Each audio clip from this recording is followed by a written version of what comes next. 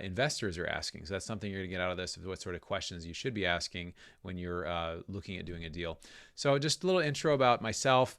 I'm CEO of Bronson Equity. I have 800 multifamily units, raised $15 million for real estate deals. I'm a recovering investment advisor. For several years, I'm no longer an investment advisor. I am an avid reader, writer, and student of the economy, and I'm an author of a report, which is the single best investment strategy during and after a pandemic.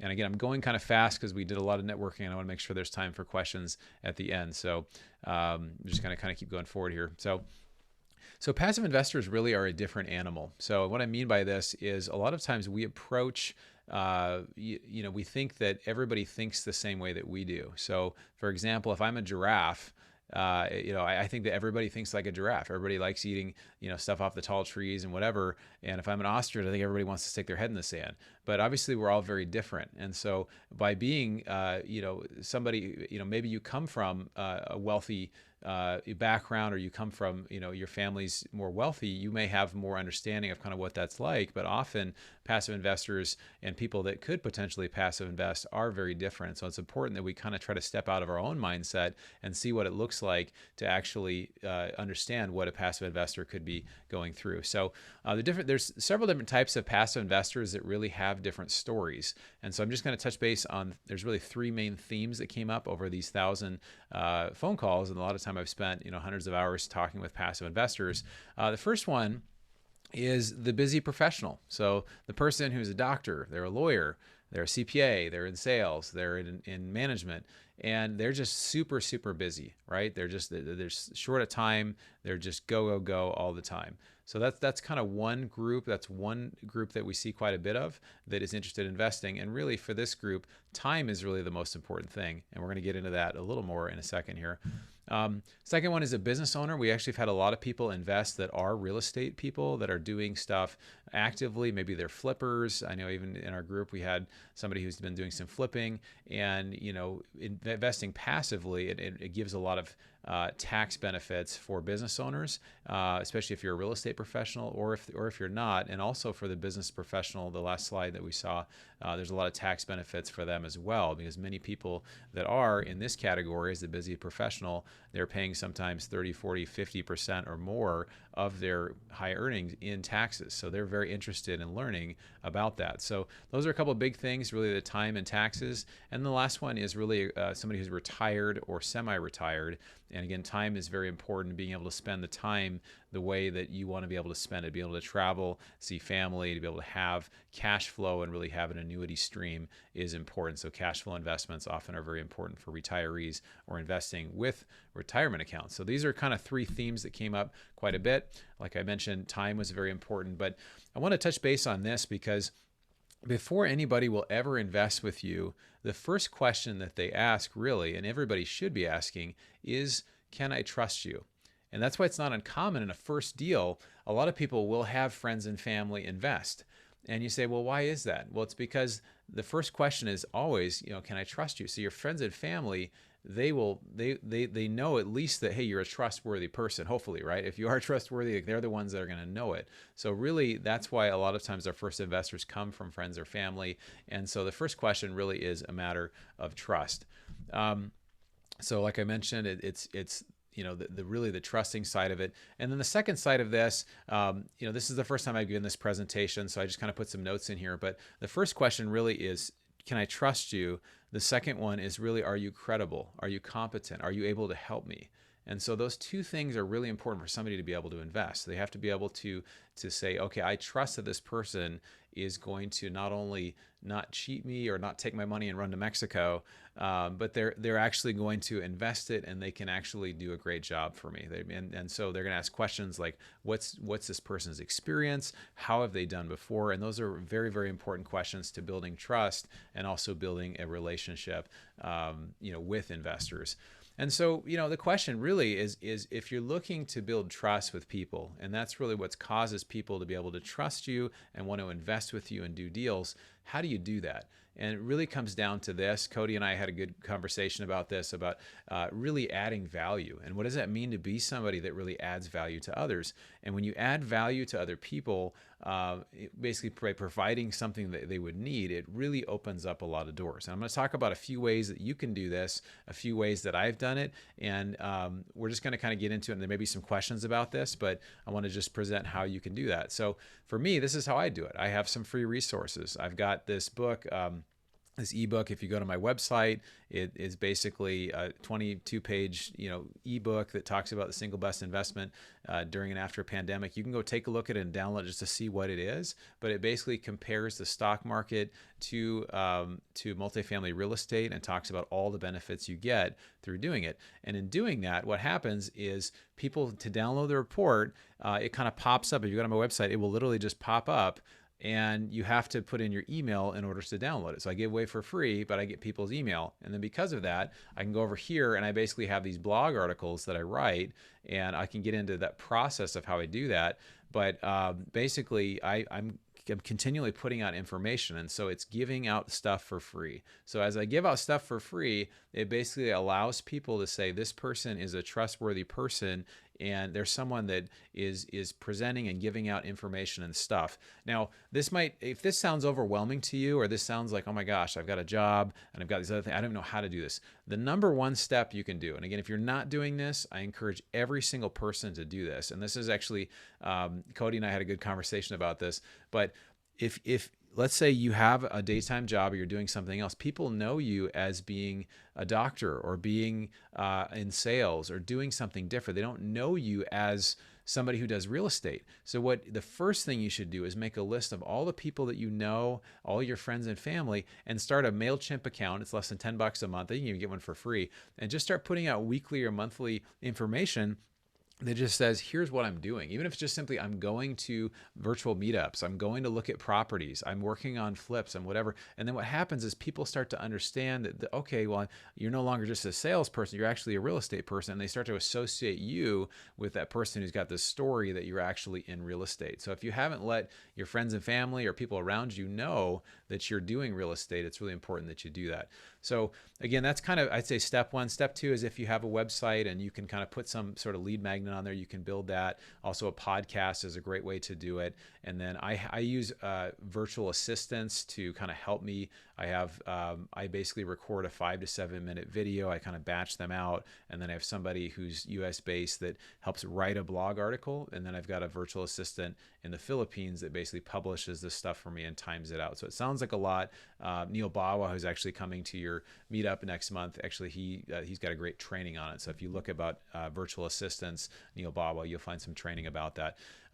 So basically what you want to do is really position yourself to be an expert. So a couple ways to do this, and Cody and Brian and John, they've done this by basically having this group. So I want to tell you a story here. There's two different things here. You can see this is me being a guest on a podcast, and this is over here. This is an event we're actually doing next Wednesday, so just over a week from today. And Christina and I are the leaders of this. Now I want you to just imagine that, here's my face here, but just imagine your picture right over there, okay? Just your picture's right there.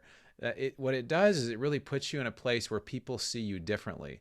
And we're not, the ones being interviewed. This is the expert over here. Matthew Owens is the expert, and he's talking about just what he's doing, some amazing stuff in multifamily, different little niches. But by you being an expert, it opens up doors. And I want to tell you this story. This was just several years ago. I had raised $0 for real estate, and now I've raised $15 million. Well, how did that happen? The first thing is getting your first deal done. So how it happened is I started a meetup. I went to this lady right here who is a mentor of mine, a friend of mine. I've known her for years, been a part of her meetup for 8 years. And I said, hey, I want to start another meetup and do it monthly. And let's do it multifamily. I'll do all the work and let's start up. And she said, sure, let's do it. So we had 50 or 60 people at the first meeting. And basically what I did at that, it was an in-person, obviously, because we were doing in-person meetings, not like COVID in California. You can't leave your house with the dogs going after you sometimes. But basically I met a guy at that event, and he said, hey, we started talking. He said, I'd invest with you if you had a deal. So I got together with him for coffee, And he said, I showed him a sample deal, what it would look like. He said, oh, I'd probably give you $100,000 for that. So I literally had introduced him to somebody else that I had met for the first time at this meetup that I hosted. And I literally just brought those two people together. And for doing that, I got a small percentage of the GP, but it was my intro to be able to raise money. And it actually wasn't that hard. So again, sometimes just being positioned as an expert, people will reach out. And if you have some sort of process there, it allows them to be able to connect. This is before I had a website. This is before I had anything except I was hosting a meetup. So if you're not doing a meetup, if you're not a part of a meetup, it's amazing what can open up through those type of things. Okay, I can, obviously get more in the weeds on this, but so again, the next thing is having a process. So making it easy for people to set up a call. So if you're going to talk with 1,000 investors or 100 investors, then it's important that there's a way they can connect with you. So if you go to my website, this will be, something they can get information about it, and then they click on a button, it takes them to the join page, and then they can schedule a time. So this is a calendar here, and they can schedule a time. I also have on my email link, when I send out emails, I put this little link in here. This is called Calendly. These are called Calendly links. There's different ways that you guys are probably familiar with this with all the Zoom calls, but it allows people to just schedule a call. And so I had 5 calls scheduled today of just people, whether they're investors or they're people through LinkedIn that we're reaching out to. And again, just having that activity allows you to bring more people into your network. So I suggest that you do that. So again, going back, so we're going to kind of segue here.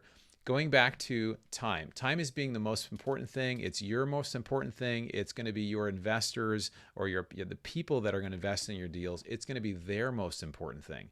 And so how can you really help them? So, they're really busy at home, work, family. What is it going to be? If you look at the average, that a doctor makes is that, hundreds of dollars an hour, somebody who's wealthy, how much is their time worth? So what is the value that you can bring to someone like that? And this is the reason why passive investing is so attractive to investors, is that they have money. They don't know where to put it. The stock market feels scary. So basically being able to, be like this guy where your feet up on the table and you know that your investments are making money. This is ideally how it works. And so there's a minimal amount of work on the front end. People invest, and then basically they receive cash flow and appreciation over time. Maybe they've been a tired landlord, and that's really not scalable. So again, what you're selling, if you're raising money for larger deals, is you're selling a solution to that they don't have to be doing that anymore. So how you can add value, how you can help a busy person is making it easy for them to learn, because a lot of people, they just never heard of this. The Wall Street has done a great job educating people about traditional investments, which I think really should be called alternative investments. The idea of the stock market, you can lose 50% of your value in 12 months. It's happened multiple times in the past, versus real estate, which is generally a pretty stable asset. So what you're doing is you're offering shortcuts. You're offering different mediums. Some people love podcasts. Some people love, when they run, or when they go to the gym, or they're driving. So there's different things. People do video. There's written forms. Different ways that you're explaining how all this works for a busy person. And so an example of this is, there was one of my partners, when I met him for the first time, he has a leading podcast, and I just came up and I was like, oh, hey man, how's it going? And he was a little taken back, but because, he'd never met me before, but I had been listening to his podcast for 6 months, and I've spent, dozens of hours with the guy on his, I felt like I knew him, right? So it's this idea of you're allowing people to get to know you, that getting to know you, getting to trust you, and basically provide that education. So that's something how you can help a busy person. So again, this education side, a little more, how does it work?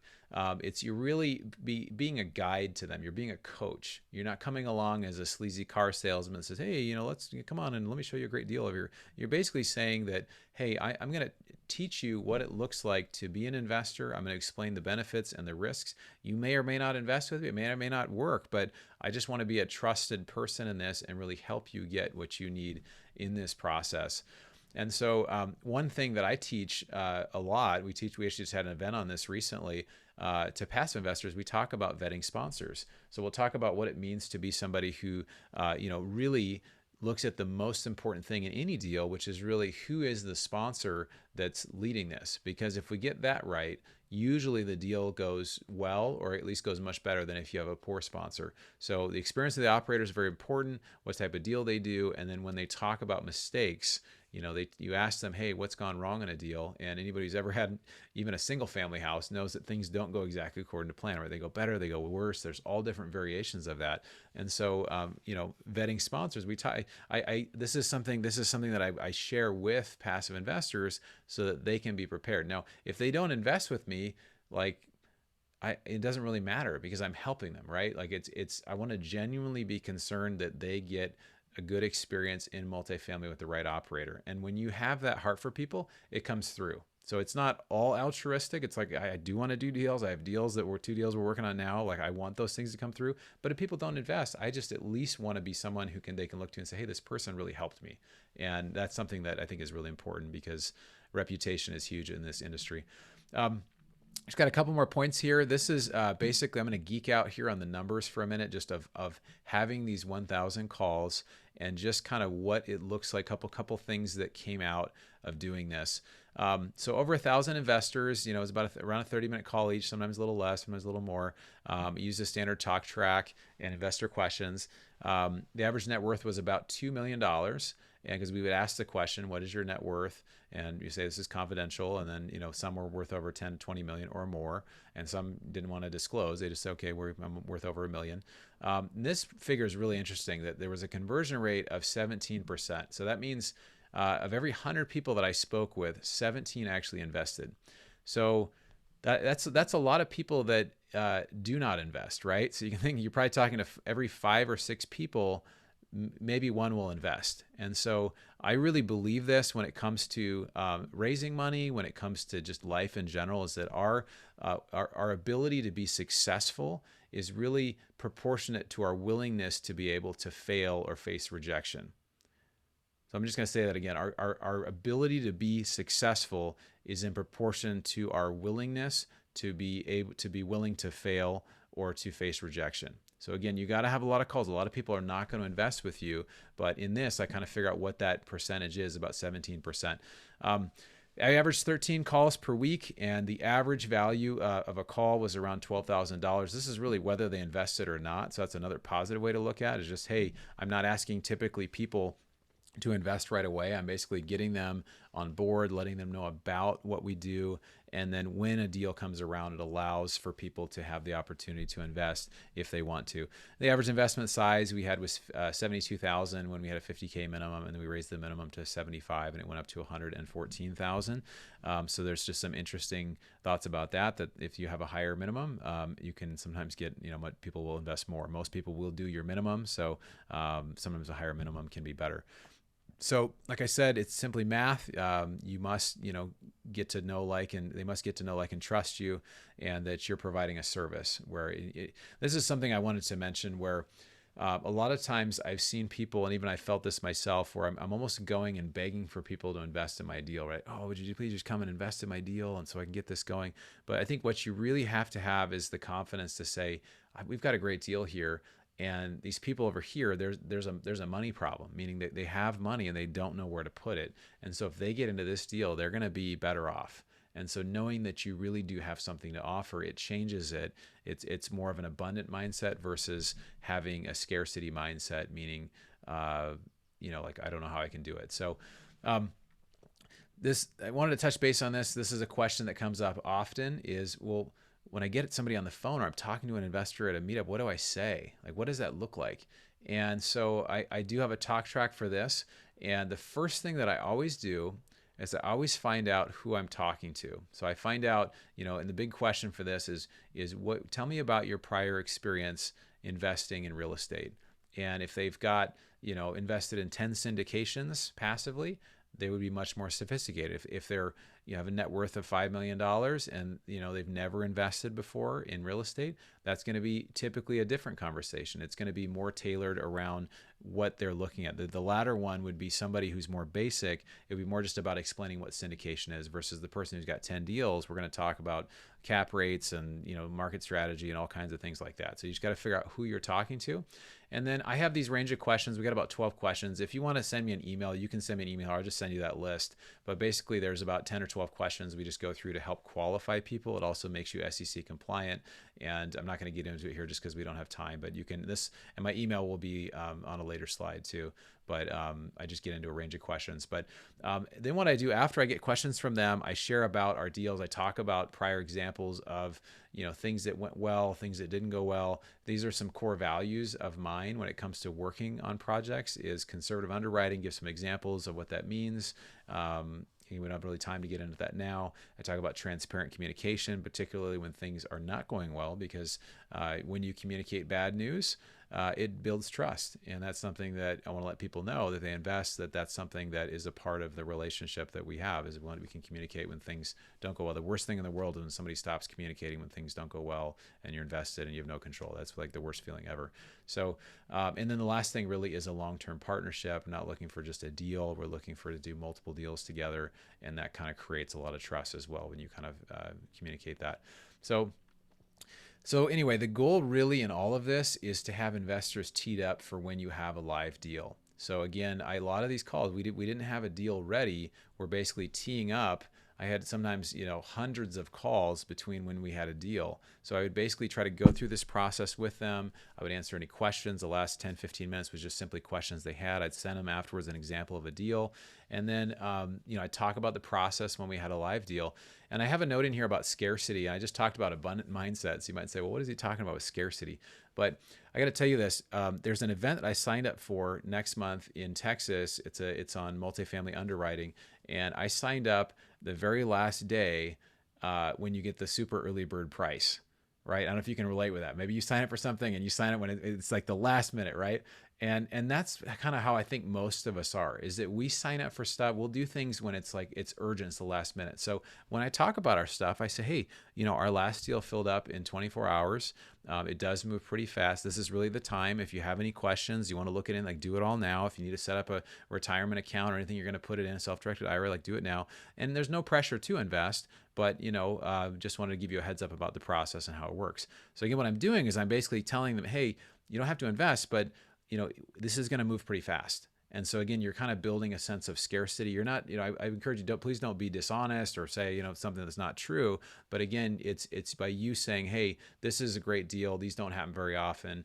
And we're really excited about it. We know it's going to fill up quickly. So it's just subtle things that you use in your language to show that, it's not like you're begging people to, you're really coming from a position of strength that I've got a great deal, and then things really start to change. So what happens, and this has been said, I want to just take a side note here, is that it's the idea of hunting. In the beginning, you're hunting for your deals, you're hunting for your money, but after a while, you want to become the hunted. You want people to actually hunt after you. And so what you're doing to do that, and when I talked about all that stuff with the, becoming the expert and putting content out there, is you really become a farmer rather than the hunter. You're constantly just putting seeds out there. You're putting ideas. You're on podcasts. You're starting things. You're doing events. You're going to events. You're meeting people. You're setting up calls. And this is farming. This is what this is doing, so that when the deal comes around, you're already ready. People already know where to find you. So this is just a little bit about this is our investor club. If anybody's interested in joining and getting on our deals list, like I mentioned, we have a couple of deals we're working on.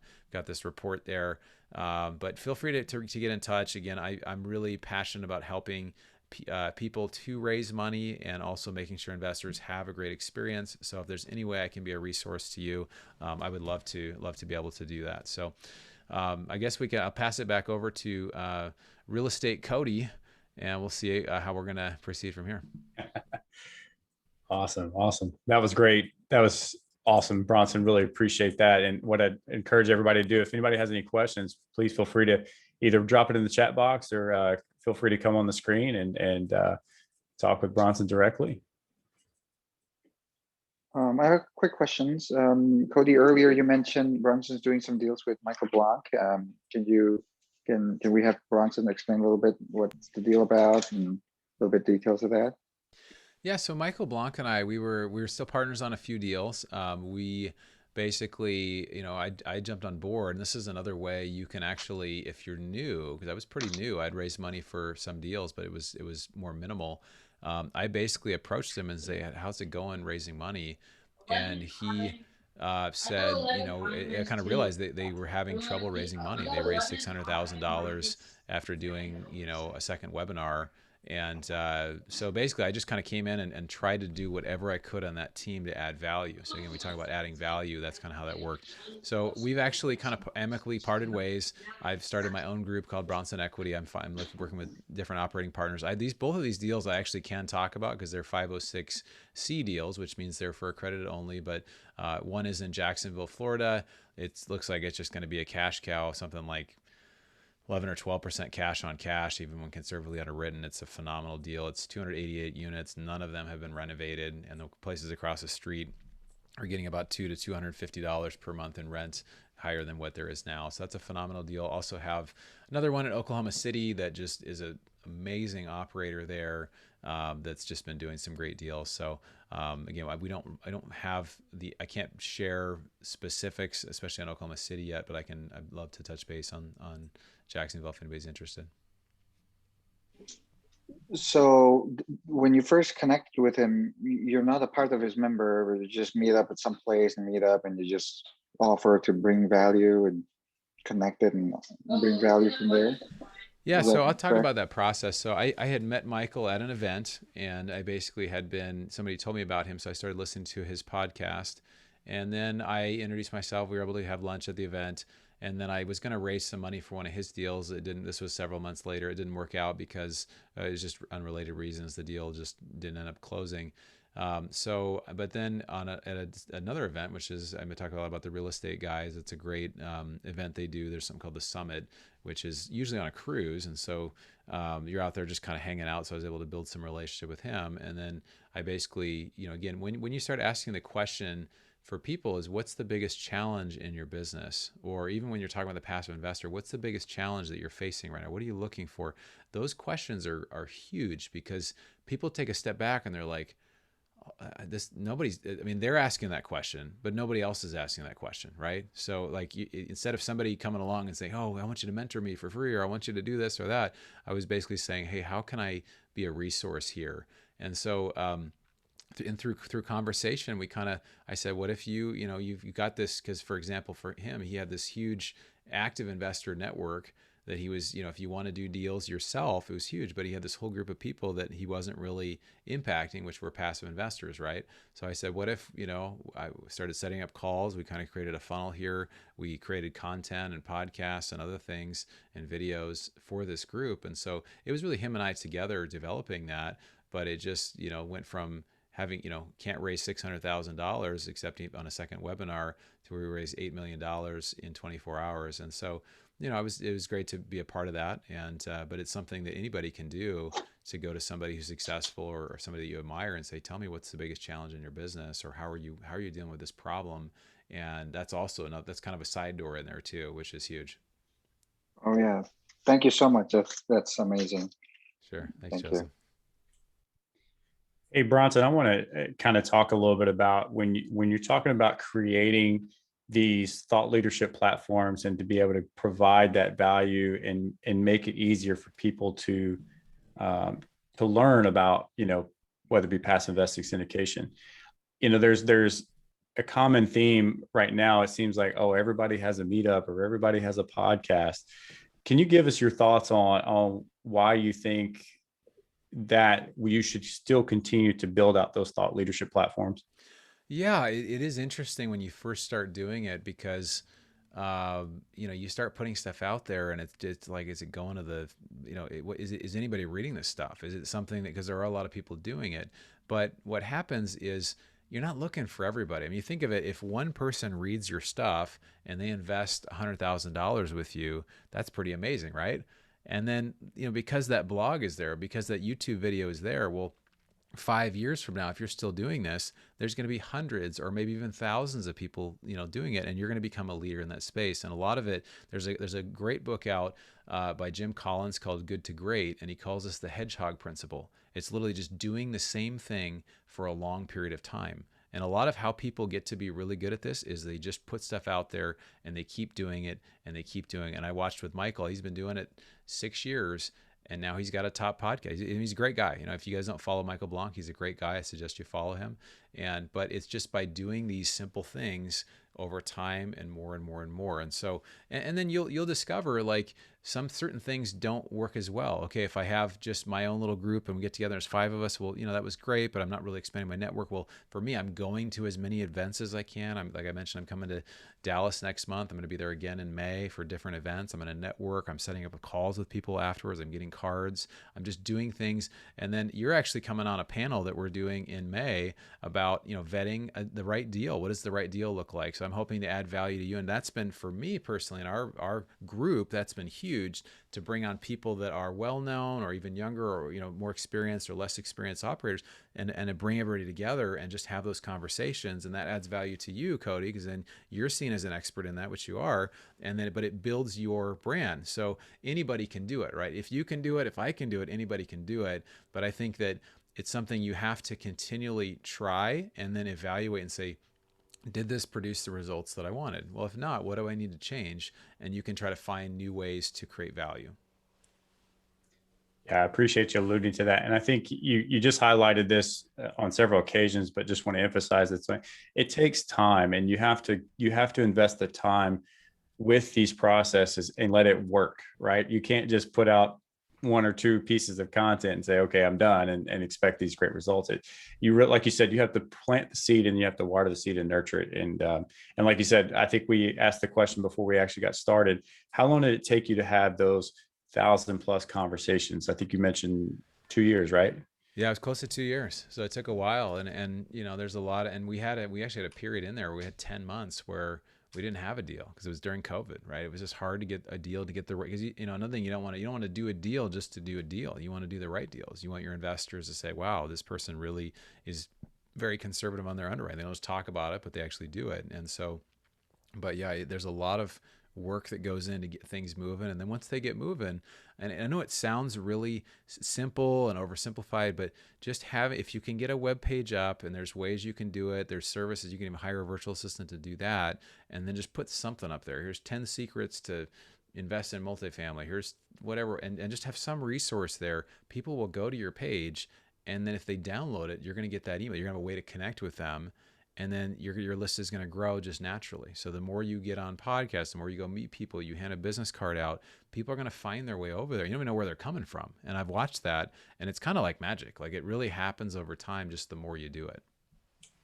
Yeah, you're absolutely right, man. You're absolutely right. Let's see. We got a question for you here in the chat box. How do you maintain your investor database, and how many of those investors do you believe are actually interested and active? It's a really good question. So as I've kind of alluded to, I made a switch from, working more with Michael and with, our investors together. It really didn't take any of those investors with me. So it's kind of been a bit of a restart for me. I did have, a list of, a few hundred, and then I've just kind of grown, over the last, 6 months or so. So I've got a couple hundred people on my investor list. I don't expect everybody to invest. There are some different ways you can present deals to people. If it's something which is called a 506B offer, it means you have to have a relationship with people. And if it's a 506C, as in Charlie, there's a way that you actually can do some marketing as well. So there's different ways you can actually pay to grow, and it might make sense to do that, to market a deal and also grow your list at the same time. So there's different strategies kind of around that. But I would say, right now on my email list, there's probably a total of 1,500 people, but only a couple hundred are actually that. Those are people that get my blog. They're people that I've met. There's people I just put on my list because I've had a conversation. If you download the report, you'll get on the passive list. People get a weekly email. That's kind of what I do. And then there's people from there that have actually joined the club, or we've actually connected on a deeper level, and they'll get notified about deals. Awesome. All right, here you go. Would you have a working script that you use that might be available for download from your website? That would be a great question. I think I need to work on that. So maybe before I come again and share, I need to work on that one. But I gave it a little bit in the presentation. It looks like you're recording this too, Cody. But like I said, figure out who you're talking to. And you know what? If you wanna set up a call, I will walk through it with you, and you can take copious notes, and we can connect, and you can learn it. So that's another way to do it too. So I'm happy to do that. Awesome. Very cool. Yeah. I have a question, Cody. Can I ask? Please do. Yeah. Thank you. First of all, it's a wonderful presentation. Just wanted to ask you, if you have like a database of your investors, right? So after how many emails you feel like is too much that we should not clutter their inbox, because that's very, very important. And I haven't seen that many people unsubscribing for my emails, because I don't even send them any emails. But then I just feel like I'm not giving them enough information. I'm not getting them engaged. Yeah, So there's a kind of little dilemma for me here now. it's a really good question. Yeah, because we all get a ton of email, right? We all get a ton of email, and it's like people, I want to give them stuff, but I don't want to give them too much. So there's different theories around this, and to be honest, I'm not an expert internet marketer or email marketer. What I've seen, and I heard somebody talking about this, saying that there's this process. I don't remember the name of it, but there's you can basically have your weekly, or if you have a deal or certain things, you kind of email people once a week. There's honestly some things that I think I'm a part of. Some retailers, they send stuff every single day, and I don't unsubscribe because I kind of like them, and I kind of looking at the stuff too. I think for me, once a week is fine, and I try to make sure there's a lot of value in that email.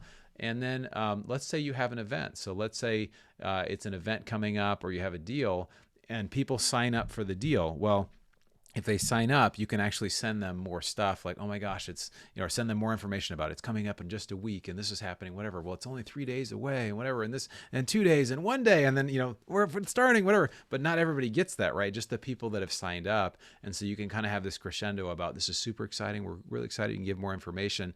And there's actually a term for it. I think they call it like the honeymoon effect, or honeymoon email effect, where people, they've joined something, and then you give them kind of this crescendo leading up to whatever this thing is, but the rest of your list doesn't know that. But I'm not the expert at this. There are people that this is all they do. A good book, if you're interested in reading, it's called Superfans, and it's by a guy named Pat Flynn.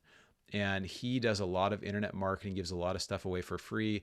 And it's just, you talk about the idea of how do you create people that love everything you do and would invest in everything you do. Super fans. Yeah, it's called Super Fans. Bronson, if I could, I'll piggyback off that just for a little bit, because claiming not to be an expert by any means as well, but I think it goes back to your point. I think you have to track it, and you have to pay attention to it. And a lot of these different CRM tools will allow you to have certain metrics that you can see, like who's opening your emails, how often are they opening them, things like that. And I think that can give you a good gauge on, what's the engagement like? Are you seeing a very low open rate? Are you seeing a very high open rate? Which content is getting more of that engagement? And so I would definitely encourage people to make sure that you have good CRM tools that you can use those metrics and track that, and you can follow it. Because I think you're right, Bronson.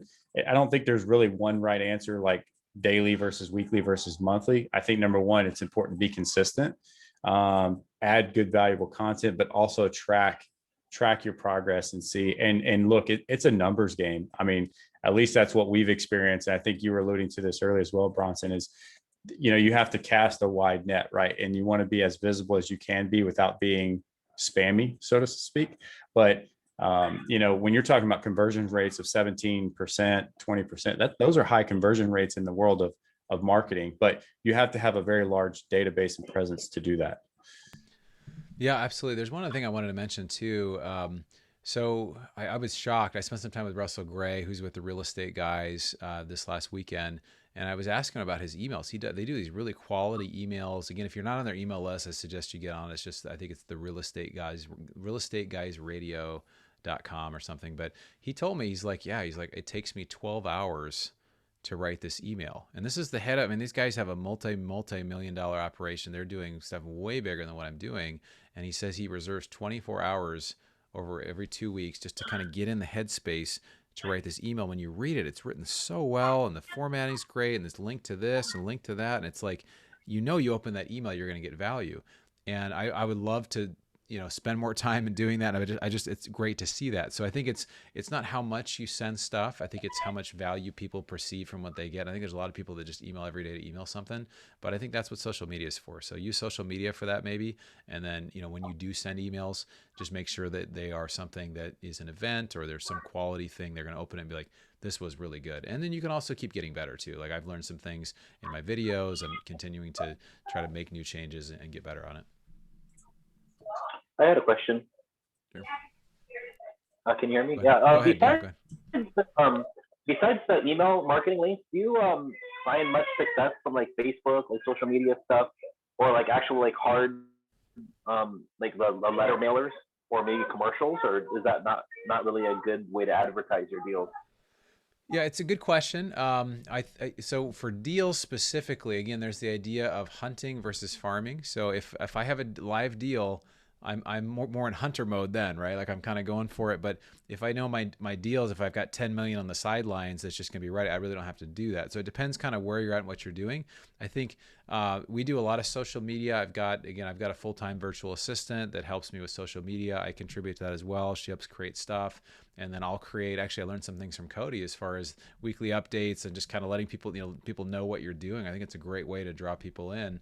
But I think in general, when you have a live deal, you can do paid advertisement. You can, find different groups and share it with different groups. You can go through your database and target individual people. You can go on LinkedIn. There's so many ways you can try to get it done. And a lot of times, if you can get like halfway there or a third of the way there, if you're willing to work hard enough, you can probably get it done. It's just going to take time and equity and sweat and just, you just being able to go for it. So I think they're two different things. Again, one is the farming strategy of just, putting things out there and just kind of letting people know, adding value to the conversation. And the other side is really a specific deal. And I got to get this done.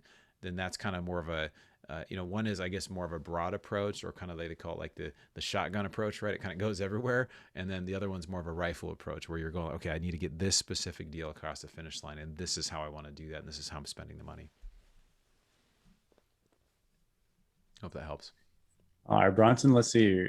Do you do many podcasts? And if so, how often? And does it take a lot of your time to schedule and put them together?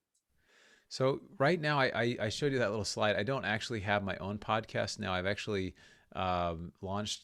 Oh, I've had a couple, but I launched just one episode of one, and then I got distracted. So my goal this year is to actually launch a podcast. I've been on your podcast, Cody, which we had a great conversation. But being on a podcast is much easier than running a podcast. But again, that's where you can have help. So if you can create systems.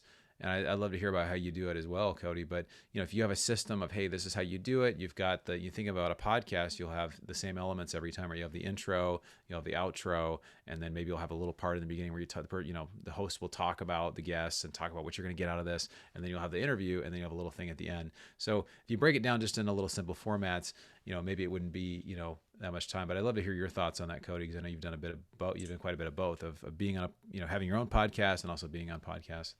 Yeah, well, you explained it perfectly. It's about systems, right? I mean, it's about kind of automating it and putting the things in place that allow you to not spend as much time working in or on the podcast, more so than you are actually working and engaging with the guest and bringing on potential guests for future episodes. So like for us on our podcast, I have 3 different VAs that help manage the podcast alone. And so the bulk of my time is actually spent doing the interview, talking with the guest, and just continue to network throughout the community and find, other guests as well. So exactly what you said, man, just great systems and automation. So yeah, no, we had a fun time on your podcast, man. There was some, I don't know when that video's coming out, but there's some good shenanigans we were, talking about, which is fun. We sure did. Hashtag real estate Cody. Real estate I love Cody it. and Bitcoin John. So yeah. And hashtag no name Brian. No That's nickname right. Brian. That's right. We'll find That's something right. for Brian. I need to spend some more time with Brian.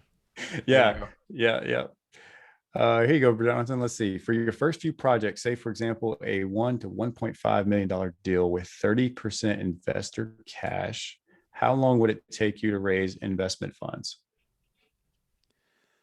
So this is a good question. So typically it's interesting when it comes to deals. A lot of times, sometimes bigger deals are actually much easier for a lot of reasons. When I say easier is when you're dealing with a $1.5 million deal, you have a smaller loan size. So maybe you're going to raise, if it's 1.5 million, maybe you're going to raise 600,000 maybe, and then you're going to have a $900,000 loan or something like that. Or you have some construction costs in there as well. So maybe you'll have a $1.2 million loan, and your loan value has to be high enough. And I don't recall, I think it's 1.2 million or 1.5 million. There's a certain threshold that if your loan is not that big, then it actually you get what's called recourse debt. So then if you invest or your investors invest, if something goes wrong, potentially they could come after your own personal assets and you're having to sign your own personal name. So that's not preferable as an operator.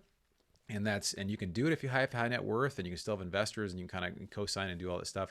But it's also sometimes not preferable as a passive investor, because you want to limit liability both for you as well as the sponsor. Now, I heard somebody say this once, that if you owe the bank $300,000, that's your problem. But if you owe the bank $30 million, then that's the bank's problem. Right. So sometimes the bigger deals. So our first deal we did, it was an $11 million deal. Again, I raised a small amount, but again, multifamily, what we're talking here, it is such a team sport. So if you're trying to do it yourself, that's, I think, the biggest thing that I kind of get my head around, is that I don't have to do everything. Like right now, I really don't do a lot of asset management. I'm going to Jacksonville doing the red eye tomorrow night. I'm headed to Jacksonville to go look at this property. I'm going to do my own underwriting. I'm investing. I'm going to be a part of the asset management calls, but I'm not the guy who's doing this. I don't have to do it all, right? I can do the part that I'm really good at, which is talking with people and bringing the deal across the finish line with the equity. So I would say, I don't know if it's an issue of how long or how much time it would take. But with that size deal, you could also do something with friends and family. You could just say, let's get a few friends and family, and kind of be like a JV thing, where you don't necessarily have to syndicate. And we don't have time to kind of get into all that now, but you can touch base with me offline if you like. Awesome. Good stuff. Good stuff, Bronson. Bringing it tonight. All right. Anybody else got any questions for Bronson? No? Oh, there you go. Is there an amount of the total deal where it makes sense to syndicate? Yeah, I would say, I don't know if there's any really hard, fast rule for this, but I would say a purchase price of a few $1,000,000 or higher, I think it makes sense. And syndication, really, whenever you have truly passive investors, now if you just have a couple of people and it's family members or friends and they're kind of involved, like that's, you probably don't have to syndicate that. You can just kind of do a joint venture or have some sort of agreement that you have a partnership agreement. But if you're taking, friend of a friend kind of stuff, or somebody you don't know and they're investing in your deal, you really should syndicate that every time, even if you just have one large investor coming in a deal. And the biggest reason for that is because of liability. And it will cost you money to syndicate a deal. It costs typically between $7,000 and $15,000 for the paperwork to set that up. But what it does is it limits your liability, meaning if you do lose money, if things go wrong, in this paperwork, you've disclosed everything that could go wrong. So there's an assumption that they understand the risks of investing. Any investment, whatever it is, there is risk involved. So the fact that you've disclosed that is that you are covered. For otherwise, and this is, I hear stories about this, people have actually had to go back personally and pay back every investment loss personally. And so we're not out there, we're not trying to, hurt anybody. We don't want anybody to be in a rough spot. And there's still the opportunity to do that, especially if you are a high net worth person and you're doing deals. And I know people have done it. They've said, hey, this didn't go well, and they've made it right with investors. But that's a different thing than having a lot of personal liability, or having to go in an SEC saying, hey, not only are you going to have to make this right and pay back every dollar that was in here or that was lost, you're also really limited in doing future deals. So I would just say, having the paperwork in place is really important.